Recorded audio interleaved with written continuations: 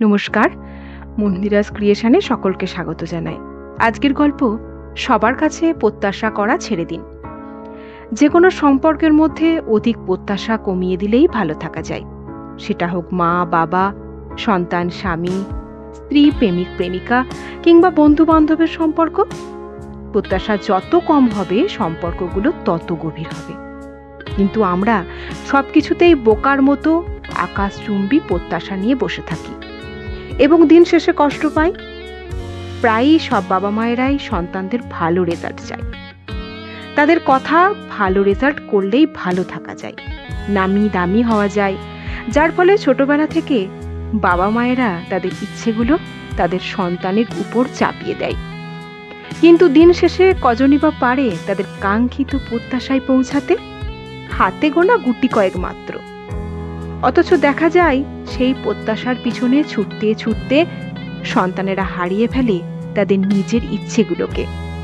আবার আমরা সন্তানেরা বাবা মায়ের কাছে অনেক কিছু প্রত্যাশা করে বসে থাকি, ভাবি না তাদের সামর্থ্য আছে কিনা। যখন আমাদের সেই প্রত্যাশাগুলো পূরণ হয় না, তখন তাদের প্রতি চোখ রাঙাই।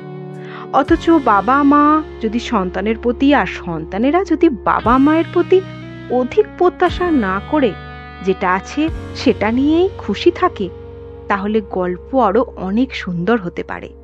স্বামী স্ত্রী কিংবা প্রেমিক প্রেমিকার মধ্যে অধিক প্রত্যাশার ফলে সম্পর্কগুলোতে ফাটল ধরে। রাগ অভিমান হলে সবাই চায় ওই বিপরীত দিকের মানুষটাই ভাঙাবে।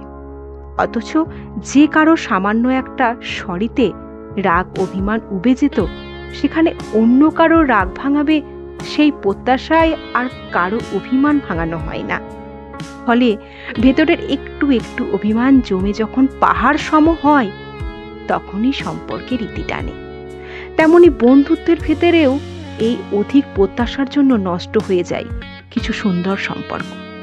কারণ ওই যে আমরা চাই আমাদের বন্ধু বান্ধবী শুধুমাত্র আমাদেরই খোঁজ নিক, খবর নিক আমরা ভালো আছি কিনা। অথচ আমরা ভুলে যাই তাদেরও আমাদের প্রতি কিছু পাওয়ার আছে, পাওনা আছে, কিছু খুচরো আলাপ। কিন্তু দিন শেষে দেখা যায় একে অপরের প্রতি সেই অধিক প্রত্যাশার ফলে শেষমেশ আর কারোরই খোঁজ নেওয়া হয় না ওই মানুষগুলো ভালো আছে কিনা। আর এই সব অধিক প্রত্যাশার ফলে মুছে যায় মিষ্টি সম্পর্ক।